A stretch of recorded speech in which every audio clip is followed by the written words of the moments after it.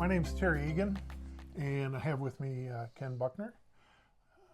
Happy 2025, Ken. Thank you very much. Yeah, it's great to be here. We should almost call this the Come Go With Us podcast. What do you think? We could do that. I like it. So, Ken, what we intend to do here is just review 2024. It was a big year, wasn't it? It was busy, for sure. Oh, man, tell me everything you've been through. I'm just amazed by the amount of ministry that you're doing. So, kick us off. What was the biggest thing of the year? Well, I'm amazed myself that we accomplished as much as we do. But we started out, we returned back to Zambia around March of 2024. And unbeknownst to us, we had an inkling that this was happening, but we didn't realize the impact of it. But that would be the drought. In Zambia, the rains come November through March, and it's during that time that 2 plantings are done for maize to feed the nation. And in February, the maize was about ready to be harvested, and the rains came. I mean, the rain stopped. That crop dried out on the stalks, and there was never any more rain after that. So it never produced anything. Never did.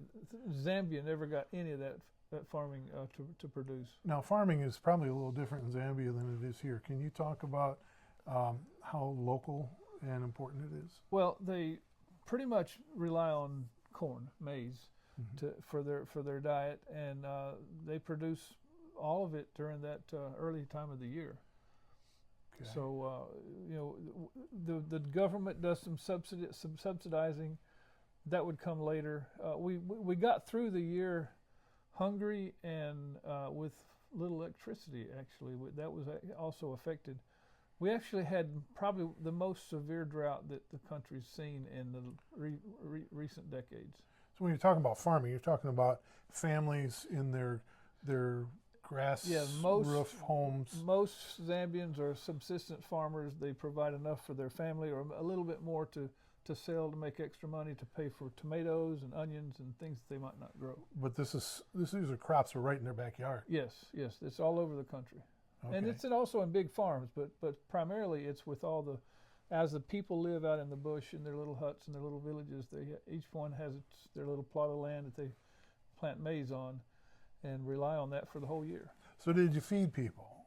Well, we thought about that, but then it became such a challenge that we couldn't take on that we kind of diverted our attention to, instead of providing food, we started providing boreholes or wells for local churches so that the church could provide the water at the church, bring the community in, and irrigate a local plot of land for the church so that they could provide for widows and indigent people and that kind of thing.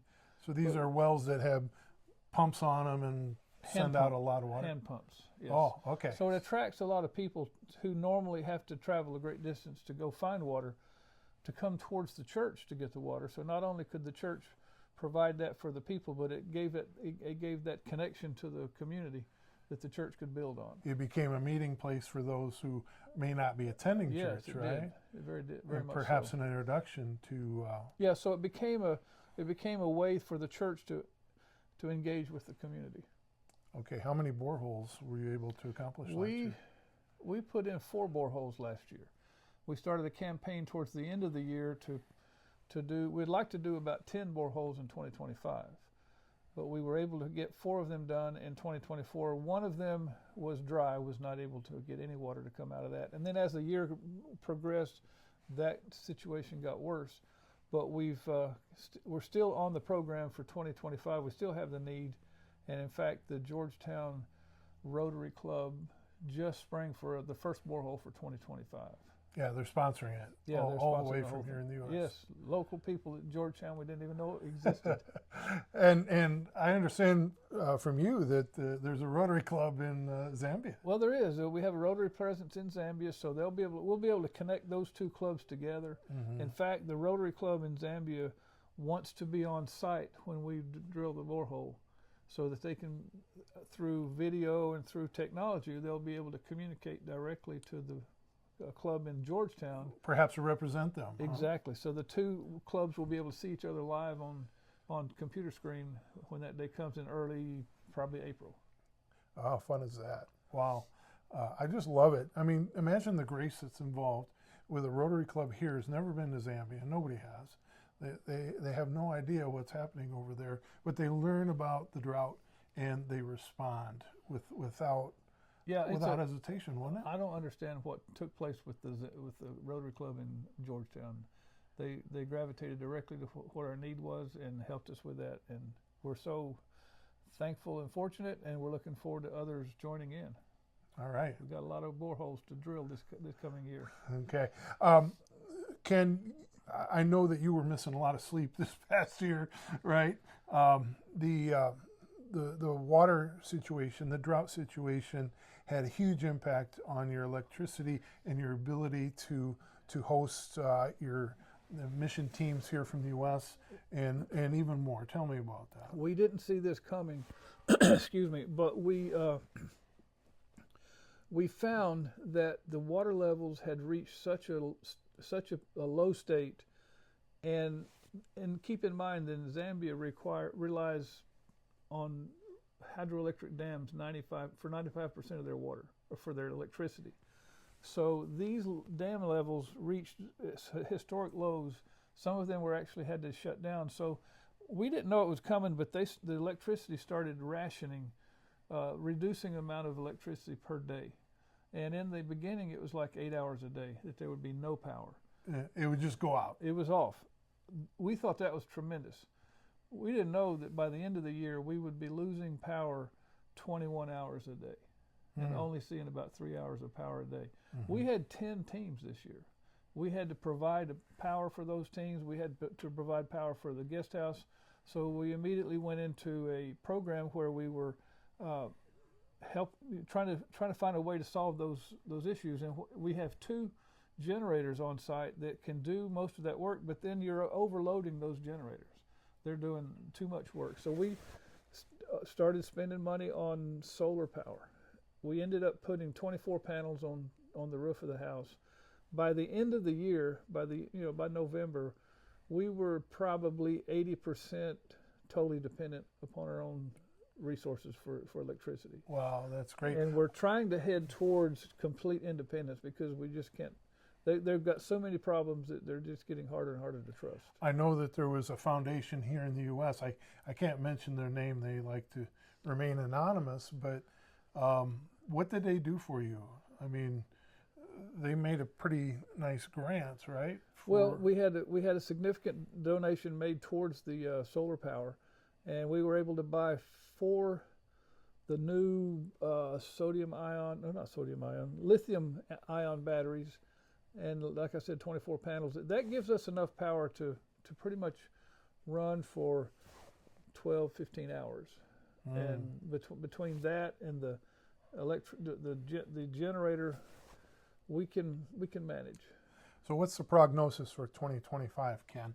Are you expecting rains? I mean, this is the season, right? Yeah, we've already started seeing significant rains, and they're not expecting the problems they had last year in terms of rain, but it's going to take up into 2026 before the lake levels are sufficiently high enough to get everything back to the way it was before the drought came. River's not running quite as it once was. They got a long way to go. Okay. But they're mending. They're getting there. Yeah, I can't help but think of baptism when I'm talking about the waterfall there and the river that comes through your area. We have actually baptized in the Zambezi River. We've baptized under the falls, but most of it is done in a little feed trough that's about the size of a coffin that we take with us. It's a plastic feed trough, thick, about a 3/4 of an inch thick plastic, and we'll take that out into the bush, and people will bring in buckets of water and fill it up, and we'll baptize it. One of the interesting things, we baptized one. So this has happened more than once, where we'll have the baptism pool inside the church, and the church has a dirt floor. Okay, you got benches in the church, grass walls, grass roof, and we're done baptizing. Now we've got this baptism pool full of water. And we were trying to figure out what are we going to do with it. We're going to have to dip it out or something. And then the ladies come screaming, no, no, no, no, no, just dump it out on the floor. Because what they do is they put water on the floor to form a kind of like a mud, and it dries. It almost makes like a cement floor substrate. So they looked forward to us bringing the baptism pool in. So when we're done, we can cover the floor with water. It's a little more firm. It gets a little firm. It helps them with their floor. So now all they got to do is sweep the dirt a little bit. Yeah. So tough year, right? I mean, but God has provided. It was a busy year. It was a difficult year in terms of the drought and the electricity problem. That was big. But we managed. We managed to get through the year. We managed to get through where teams would probably forget that they even had to deal with electricity when they were there. Yeah, and if you're on one of those teams that came to Zambia this past year, thank you for oh yes, definitely all you've done. And without the teams, we couldn't function. We couldn't function in ministry. We got so much ministry to do that they help with. They help with funding. They help with teaching. They bring the Shadow Mountain Church out of San Diego, California, has sent about 100 David Jeremiah study Bibles, the thick ones that are hardbound, and we've used those with our pastors to do pastor training, and it's been very, very helpful. So a lot of the things that the teams bring, they bring things that we need for the Good News Club, for the children, for the pastors, books, and all kinds of things that they bring along. It really helps us conduct the ministry. Well, for those watching today, many of them have probably donated Bibles. Oh, I'm sure. This past year, we had you sent in not tubs, but they're drums. Drums full. 55-gallon drums filled with Bibles. I don't know how many Bibles we've collected. Probably thousands. I'm sure, and taken them over there. And people have brought them. There was a team, a medical team that came this past year. One of the first times we've had a medical team, and they brought 450 Bibles to give away to each convert. The Bible was designed for a convert. So they set up a medical clinic, and before you could get medical treatment, you had to go through the counseling, and you were asked about your salvation. You were taught about your salvation. And for those people that went through that and professed new faith in Jesus Christ, they were given a Bible. And they ran out of Bibles. They had 450 Bibles that then they gave those out individually to only those people who made a profession. So it was a very successful trip that they made. That's great. You know, you were talking a little bit about the teams coming. You have a new place for the teams. Yeah, to come, we've right? started in 2020. We acquired new property that we could have never afforded on our own. A donor helped us to buy that, but then we were tasked with the role of finishing that construction, getting it up and running, and actually it's 5 acres.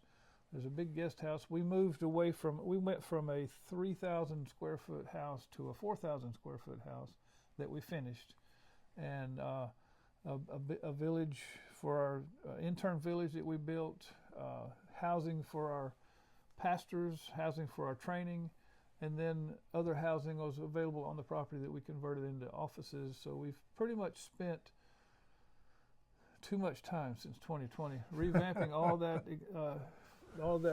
area and the house and the property to get it to the point where it is now. It's now we're ready to move in 2025 without having to spend so much time putting bricks together and welding steel together. Yeah. So what do you say to those folks watching today, thinking about maybe talking to their church about coming? We have the space to hold over 22 at a time. Plus, we have the outdoors facilities that's available. Plenty of room for camping, but we're good for 8 to 12 people. That's the ideal number of people, but we're looking for teams. We've already got about 6 teams booked for 2025. We've got room in July and August for more teams to come. We've got a team forming up right now here in the Myrtle Beach area from Palmetto Shores Church. And they're going to include people from the North Conway Baptist Church, and I was at Tilly Swamp this past weekend. We think some of those people might join up with that team. So we've got plenty of room still yet for teams to schedule for 2025. you got medical mission teams coming back? We don't have one on the books. Mm-hmm. Last year we had the first ever medical mission team, and they was only able to have that team because the recent government had relaxed some requirements that enabled us to do that. We were able to take a medical team of doctors and nurses into the bush, and but Christian doctors and nurses to treat the heart, and then to treat the soul, and then to treat the body. We wanted to teach the gospel, and then while we were there, they brought $20,000 worth of medical pills and equipment and bandages, all kinds of things they brought. So they were really able to make that a very successful mission trip. Okay. It was good. Yeah. So Ken, when my wife and I were in Zambia with you, that was 2023. Yeah. Right? Almost 2 years ago. We got to worship at the Church of Life. Tell me about it. Well, the Church of Life is a Come Go With Us church that was founded in 2020, I believe. We've had the Good News Club at our place we're just outside of the Maloney compound for many years, and those children love the Good News Club. And we went around talking to the parents to just kind of interview them to see how they thought about things, and they were all surprised us by saying, "What do you have for us?" So we decided the Maloney community was right there behind our compound.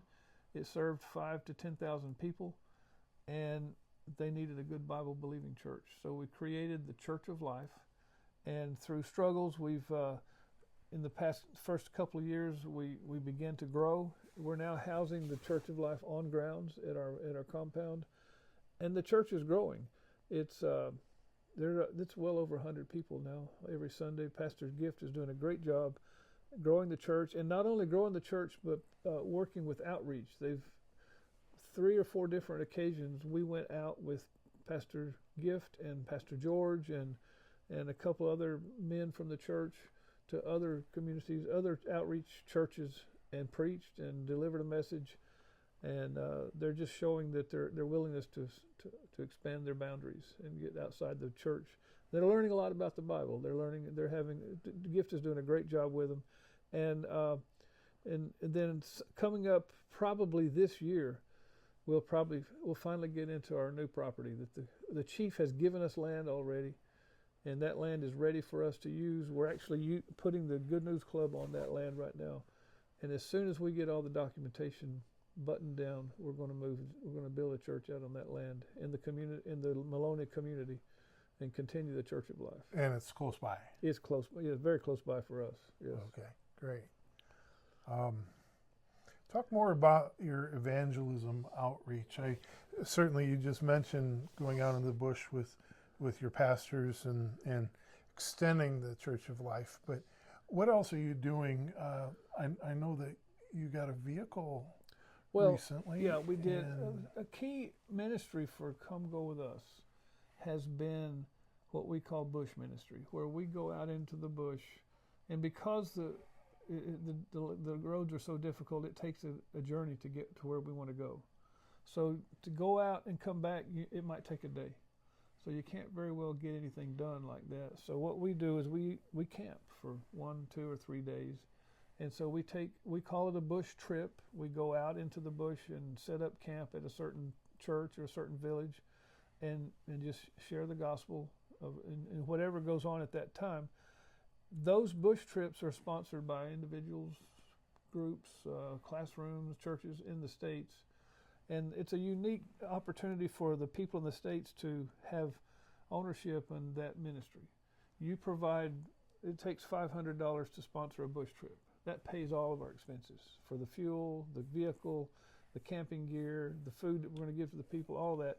And your tolls on the tollway? Everything. And so that round figure covers all those costs, which we needed in order to be able to do that work. But the people who sponsored it, they donate the money to sponsor that trip, and then we film that. We take camera people with us and cameras, and we document it like a National Geographic documentary.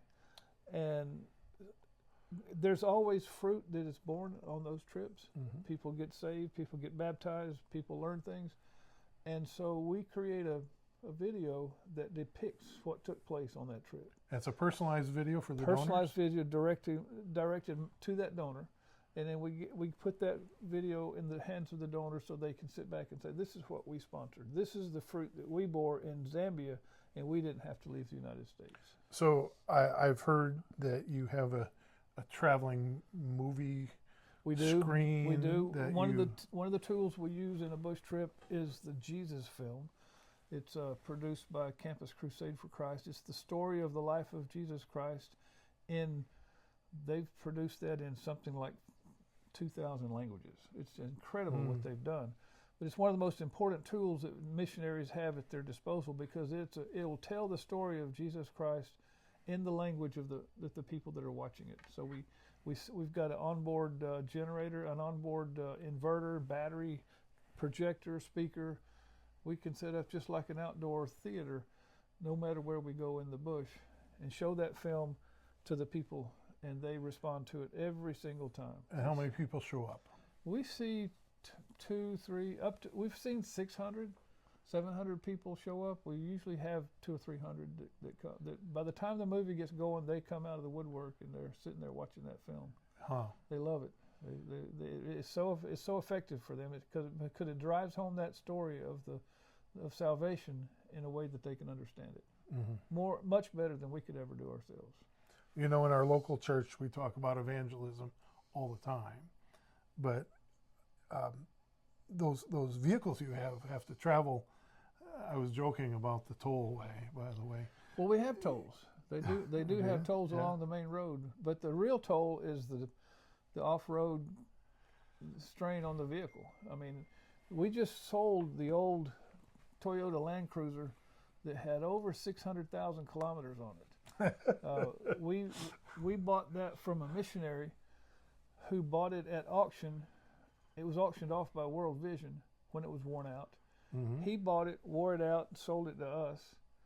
We've rebuilt the motor 4 times in it, and probably replaced every suspension, every part on it multiple times. Probably 300 oil changes. Huh? Something like that. It's been a very effective vehicle. It was a piece of metal that had been back and forth so many times. We finally had to give it up. It was a newer vehicle, which we got a couple of years ago.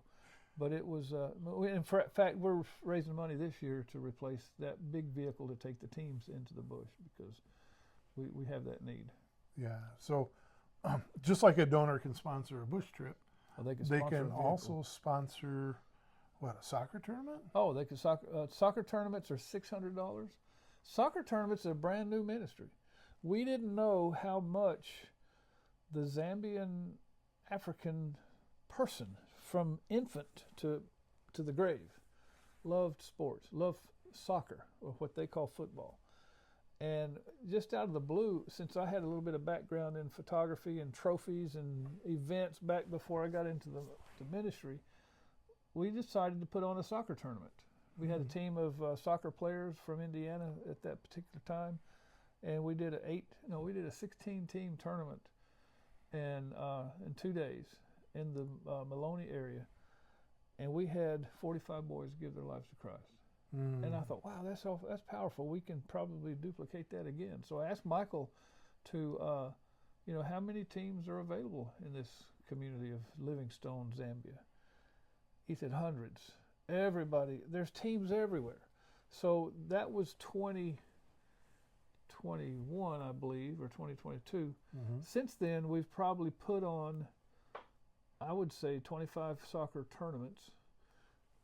Boys, young boys, middle-aged boys. We even put on a tournament for men we had 80-year-olds playing soccer. And it doesn't matter if it's a men's tournament or a young boys tournament or an older boys tournament or a girls tournament. There's always, we've never had a tournament where we didn't have 30 to 50% of the participants accept Jesus Christ. Because what we do is we preach to them in the beginning, then we counsel them as a team before their next game.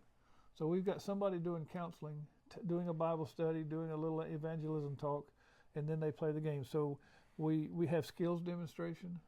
We have the gospel and then a game. Skills demonstration, the gospel, and then a game.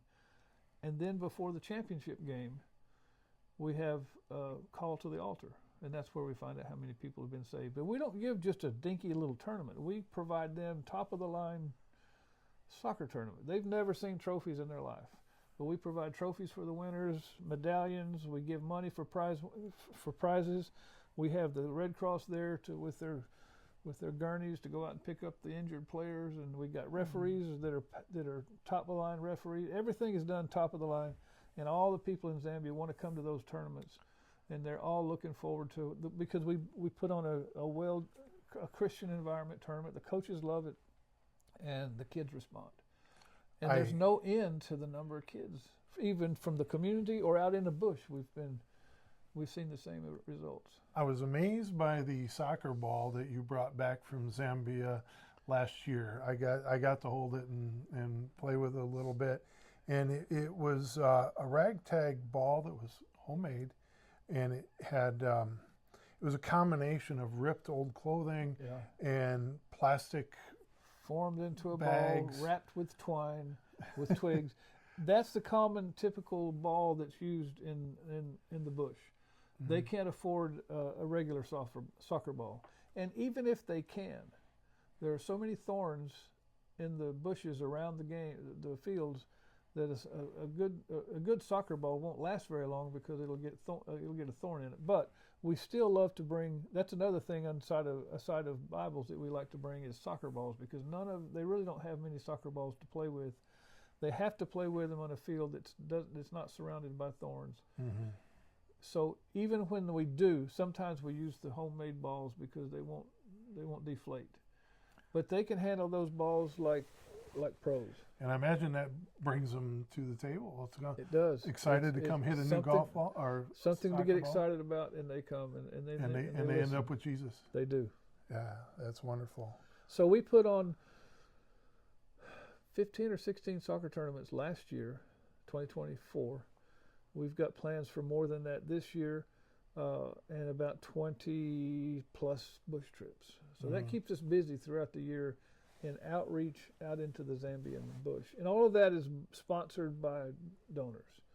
Donors can sponsor a bush trip and get a video that tells what took place. You can sponsor a soccer tournament, get a video that tells what takes place. We document everything and dedicate it all to the donors. One of the most impressive things was one of the programs your wife kind of spearheads, I think, is the Good News Club. And we had never been really to Zambia before, obviously, but we've never seen 400 or more, 450 kids get together and spend a whole Saturday morning just praising God and participating and learning and singing and praying.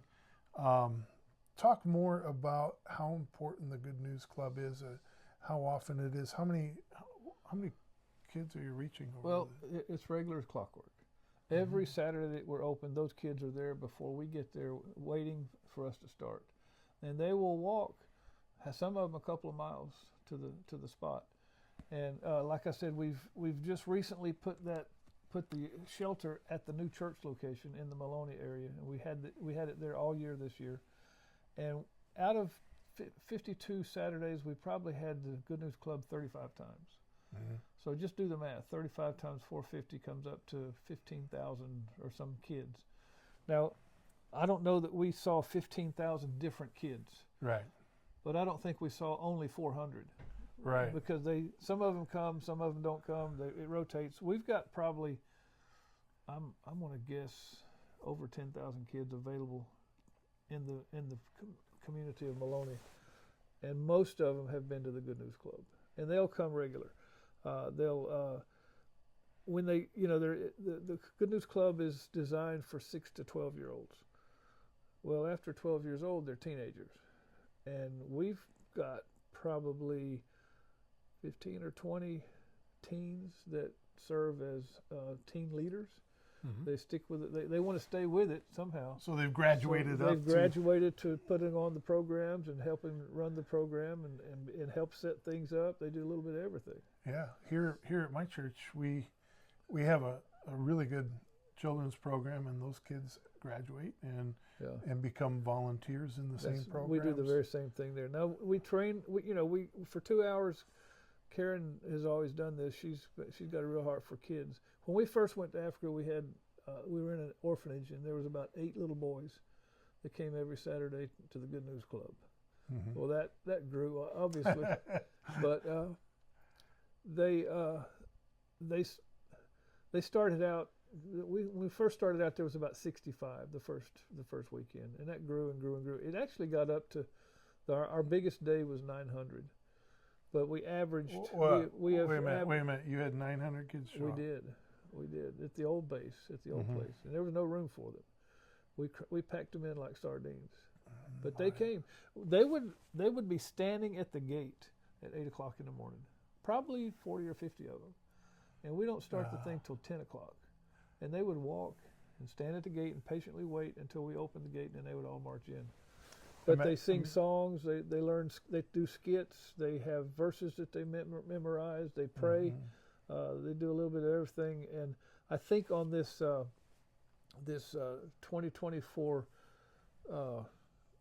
newsletter, you'll find somewhere in the newsletter there'll be a picture of a little boy praying and doing the opening prayer for the Good News Club.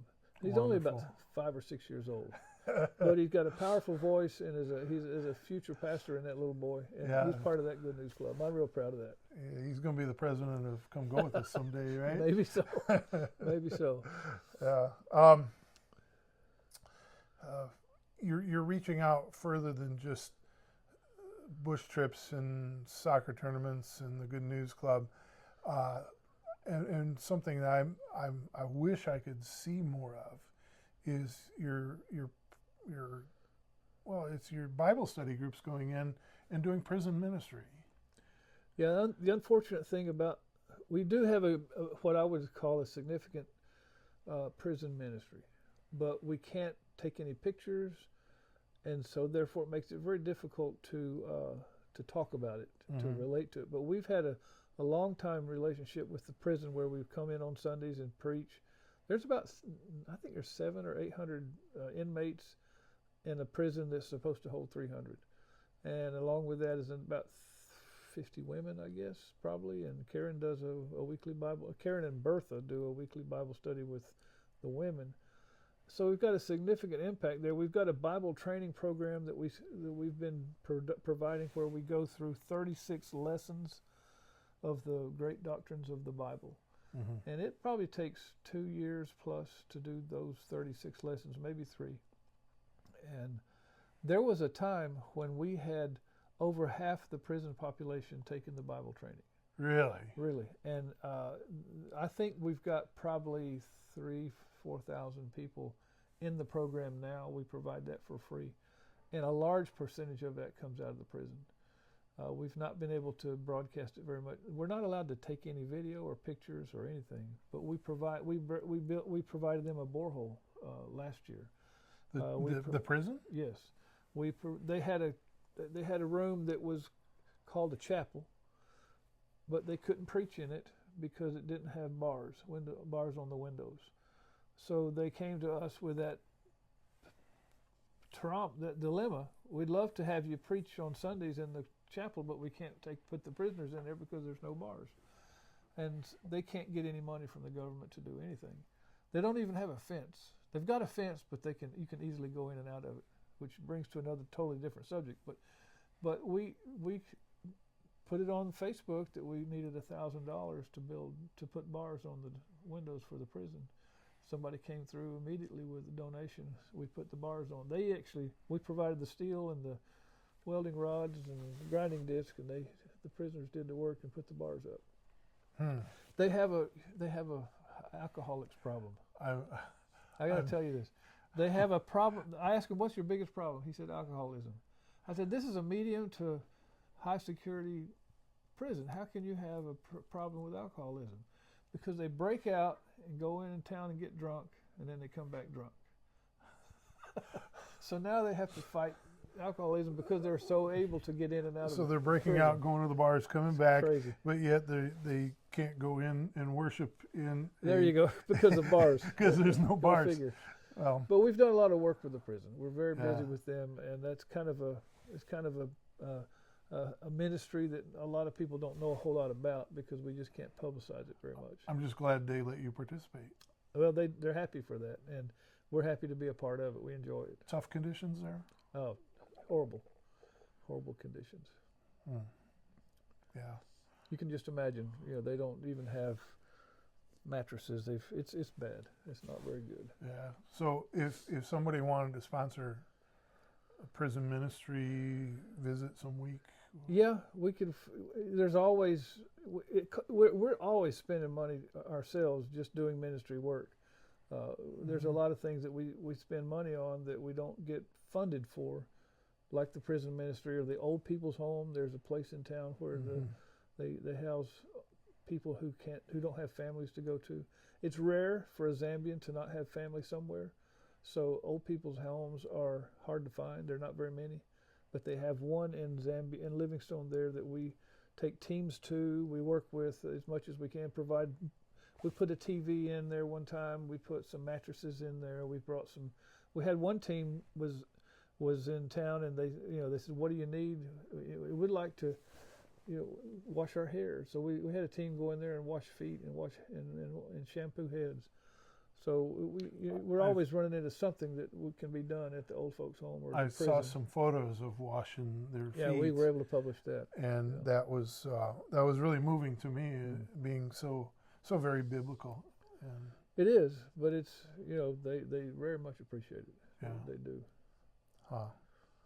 Okay. The need for Bibles, just as we talk, I get a greater understanding of the need for Bibles, just to spread the word, to give hope to prisoners, and everywhere you're going, honestly. And I wish they could take care of their things a little bit better, but they don't have a place to put their Bible. They don't have a thing to carry it in. So we give them a new Bible, and it's not too long down the road. It's really ragged.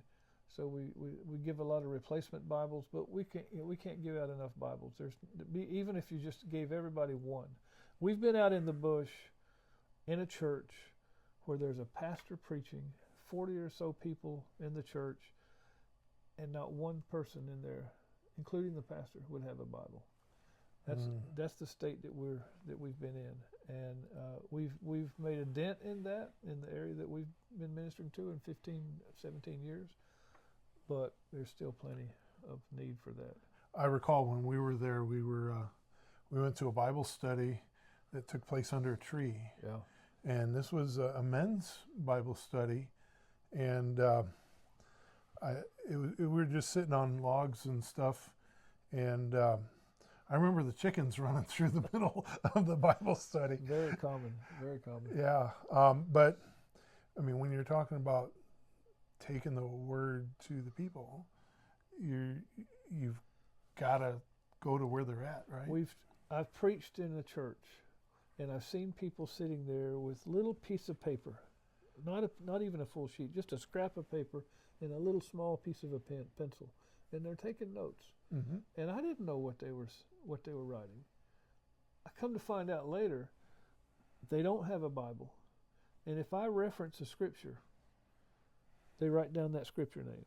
They don't write the scripture. They just write the chapter and verse, chapter and verse, chapter and verse. Because at some point, they'll be around somebody who has a Bible, and they can look those up and talk about what I talked about. And that's their Bible.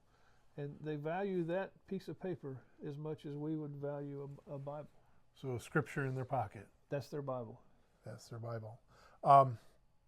Talk more about Bible training and because that's one thing. I mean, these Bible studies that but also pastor training. Yeah, Karen has been pretty much all about children. That's her passion. My passion is pastors. I'm more passionate about pastors than I am the people they preach to, because these guys have a great heart for the ministry. and are lacking in tools. They're lacking in training and understanding. They're lacking in resources. They barely have a Bible. They may have a King James Bible, and there's nothing wrong with a King James Bible. But if you're a Zambian who's learned how to speak English, and you're now reading a Bible that's written for the King's with the King's English, Mm-hmm. with no description, nothing to talk about what you just read.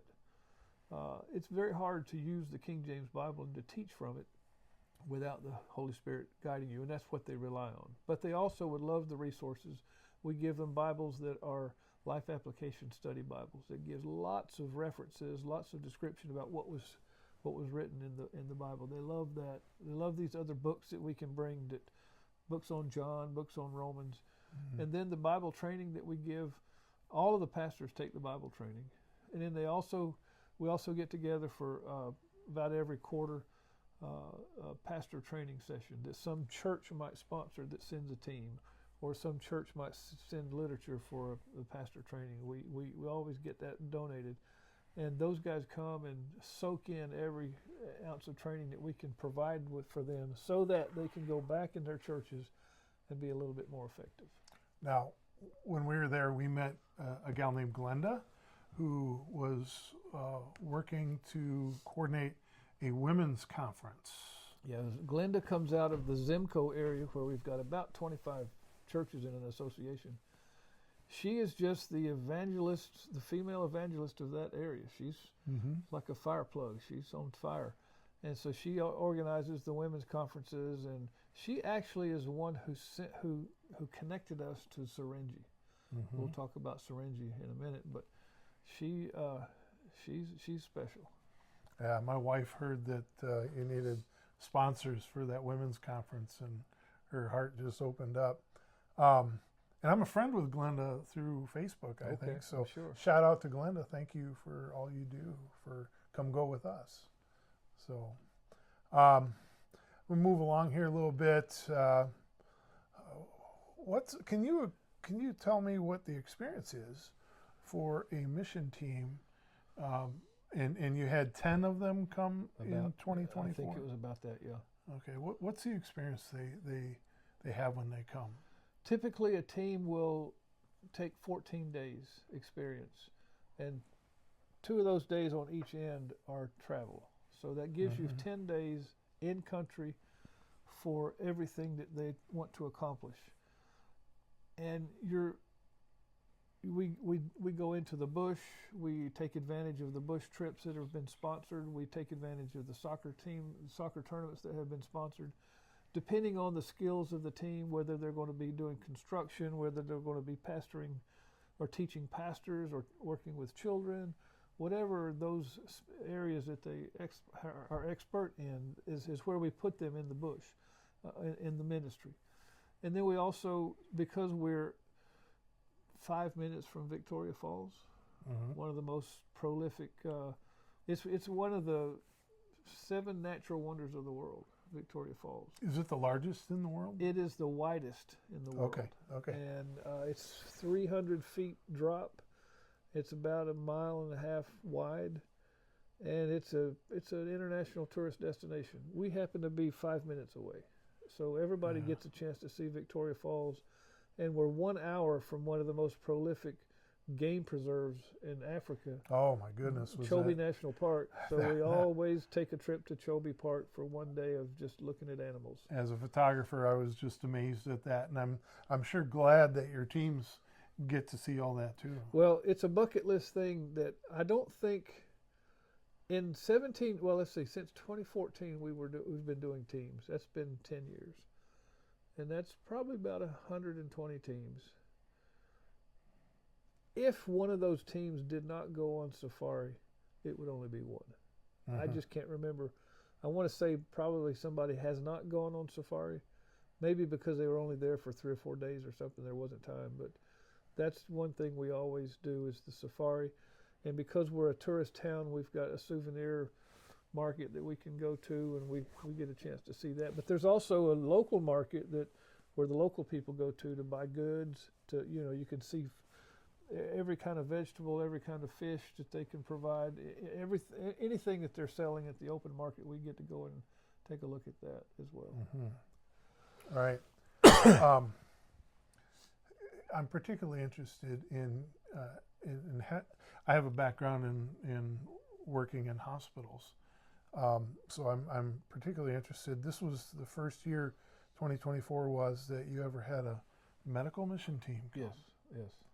What did they do? They we talked about that earlier. They came and in the bush. They partnered with some local clinics in the local hospital to bring a team of Zambian nurses and doctors with them to go out and set up a medical evangelistic clinic.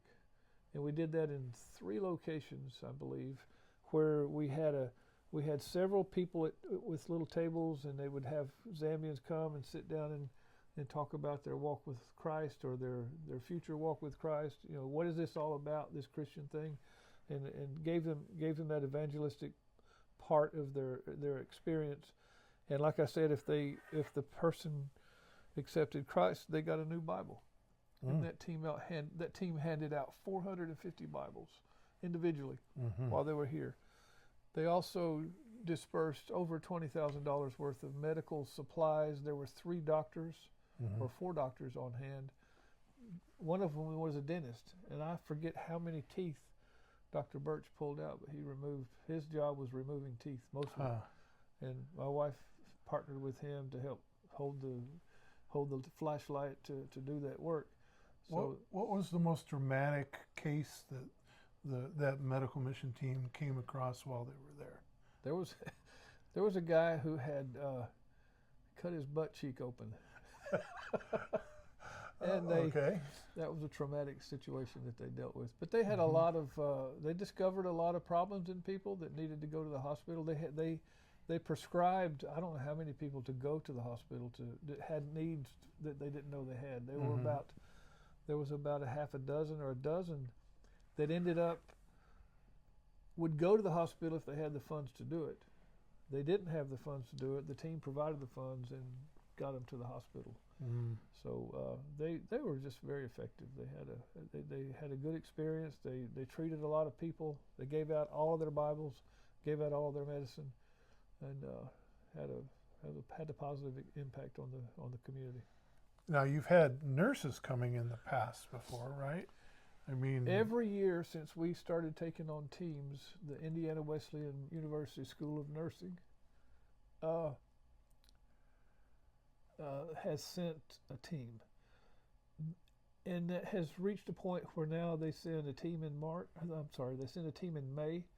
They send a team of nursing students in the fall to spend 11 weeks taking study abroad. They take a course in the field a whole semester, spend a good bit of time with us doing what we do, but they also spend time in the bush with different facilities, getting on-site training for learning in the field. And I think a couple of times they brought a study abroad team in January. But they've spent a good amount of time with us over the years doing medical work and mixing that with the gospel. It's a Christian university, so it gives them an opportunity to share both sides of the story. So you really are pulling volunteers and teams from around the country. I mean, we are. We've brought it, like I said, we had a team come from California. We've had a team come from Oklahoma, Indiana, pretty much every region of the United States. We've had a group come. Yeah. Kansas City had a group. Okay. Now, Ken, you mentioned earlier the word syringe. It's probably not a word that's very familiar for people here in the U.S. Explain the region of syringe and its significance, its new significance within 2024 to you, right? Yeah. Syringe is it's an anomaly. It came to us out of the blue, and I'm reaching a point where I'm convinced that God directed us towards syringe. Glenda went to syringe 3 or 4 years ago, and came back and said, Papa, I want to go to Serengeti again. The ladies are asking me to come to Serengeti. I don't have the money to go. Can you fund me a trip to Serengeti? And she begged me. I didn't give it away right away. I wasn't even sure what she was talking about, but I knew that Serengeti was 2 days away. I don't understand why we need to do ministry that far away. But she said, these ladies want to know how to study the Bible. And I said, well, that sounds like a good. So I funded her trip. I allowed her to go. 16 hours. Easy 6. Well, she didn't take 16 hours. She took the train, which might be 4 days. Oh. The slow train, which Yeah. was inexpensive. So this is like from South Carolina to Wisconsin, almost. That kind of drive, right? Maybe not quite. Maybe South Carolina to Chicago. Yeah. Something like that. Probably right. Anyways, it's a long way.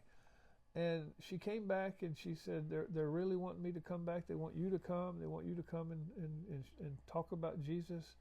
And over the last 2 or 3 years, we've just become more and more involved somehow in Serengeti, reaching out to come go with us, reaching over so many other organizations between here and there. Now, an entire region can't reach out to you. Who's there? It's a group of churches. Here again, we've been working for the past 17 years in developing the Zimco area, and it's 25 churches.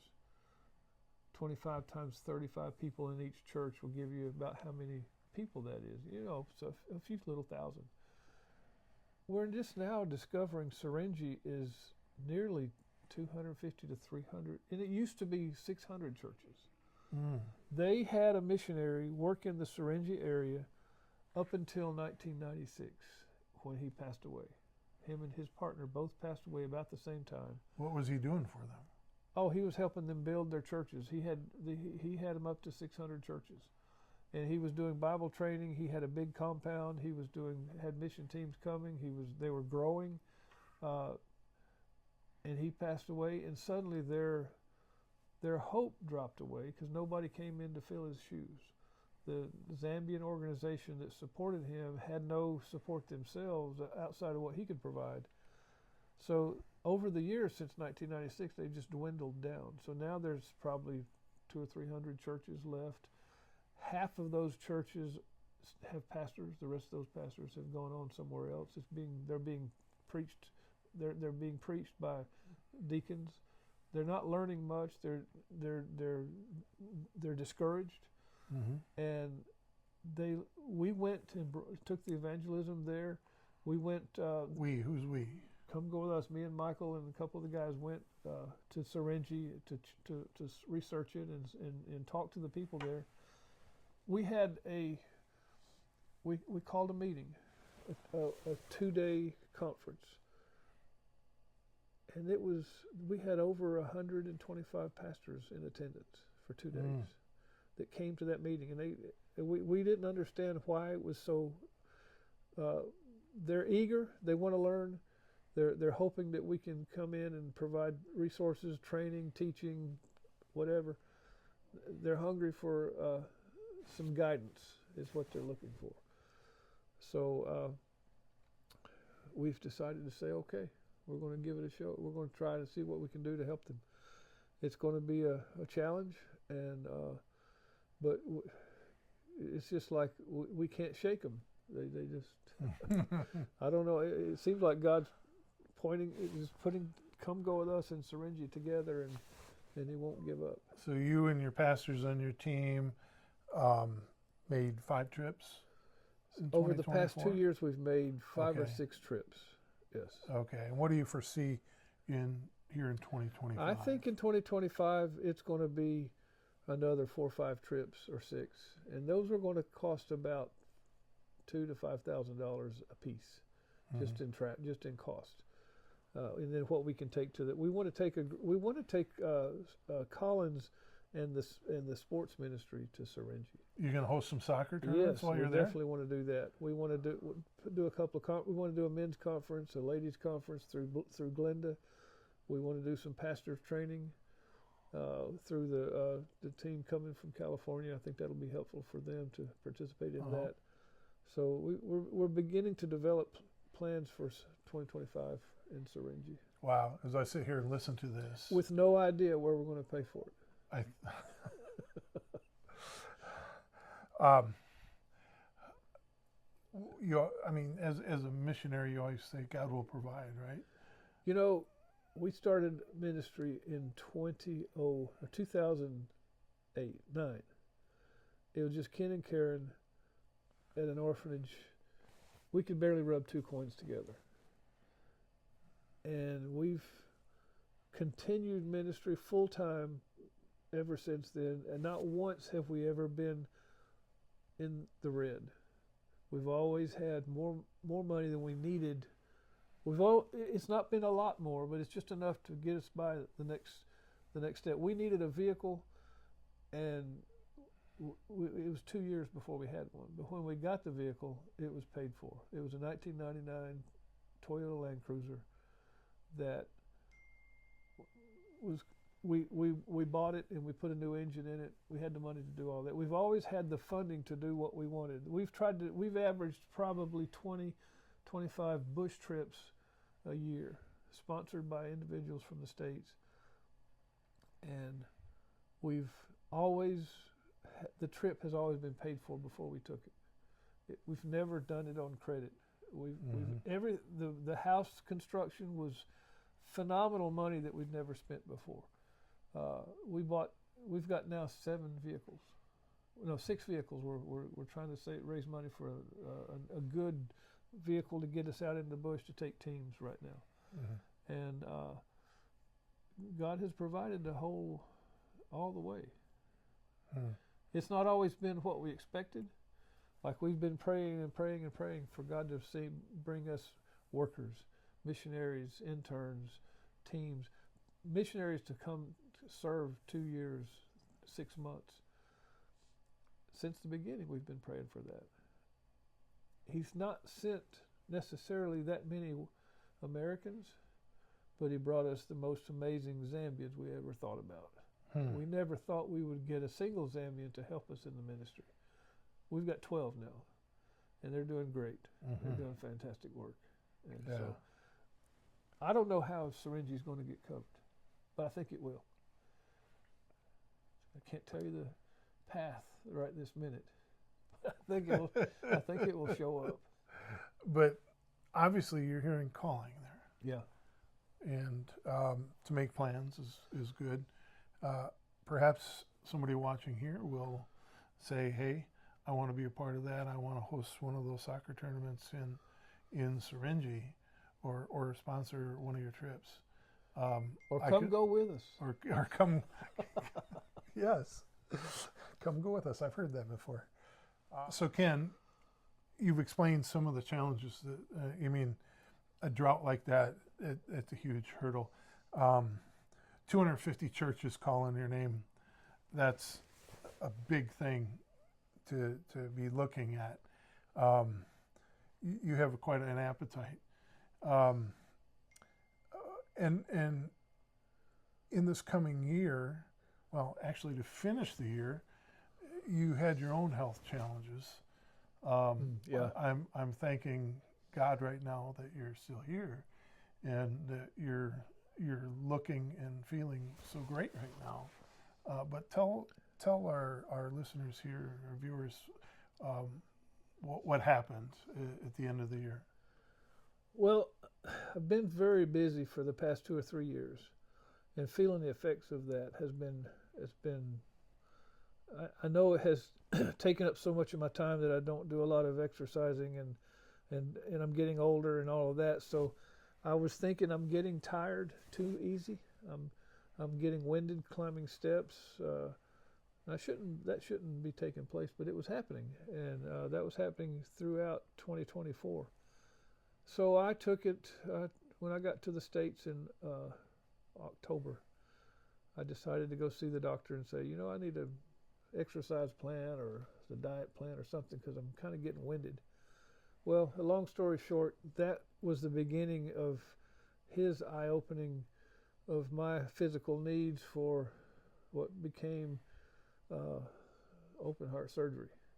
And I think it was November 16th, 2024, I had 4 bypasses, quadruple bypass surgery in Myrtle Beach. I was very fortunate to be in the States at the time that took place. You know, over 17 years, a lot of life events have taken place for us, and they've all taken place while we were naturally in the States, which is unusual. 7 grandkids, probably 5 family deaths, graduations, marriages.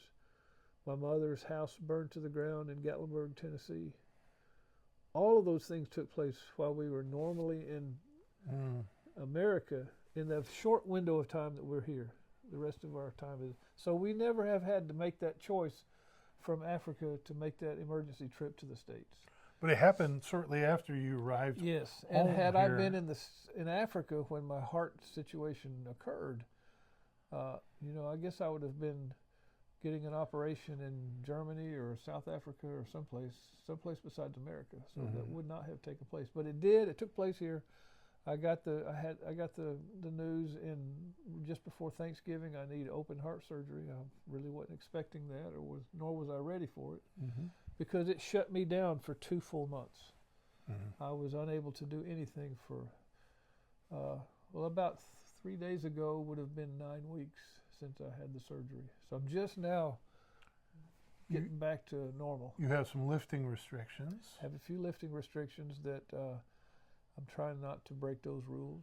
Okay. I'm doing a pretty good job. I have to say you are, you know.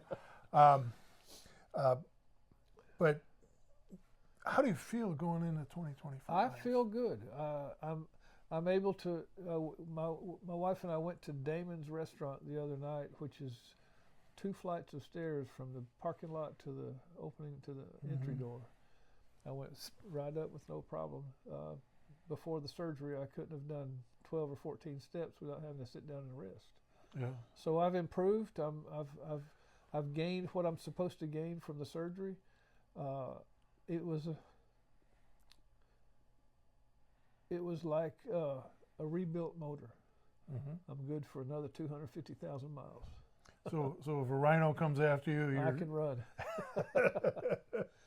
Oh, that's great, and we thank God for you and the ministry and His watching out for you. Honestly, it could have marked the end of a ministry. Could have marked the end of a life, but maybe it marks the start of another chapter, a new chapter.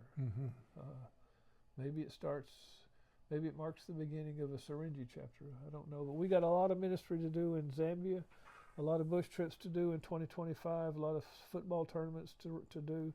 Our construction is pretty much finished. We've got the house ready for teams to come and visit. We've got the power system almost impervious to the local power grid. We can just about run on our own without even having to buy power. We've got 6 or 7 vehicles. We've got a little bit more to raise in terms of funding for vehicles, but we're not done. We're ready to take on the next step, continue what we've been doing, plus figure out what's going on with Serengeti. Yeah. So as we close out here, is there anything you have to say for our viewers today? Thank you.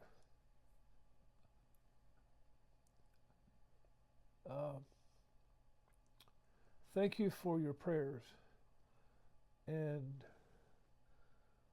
for your friendships.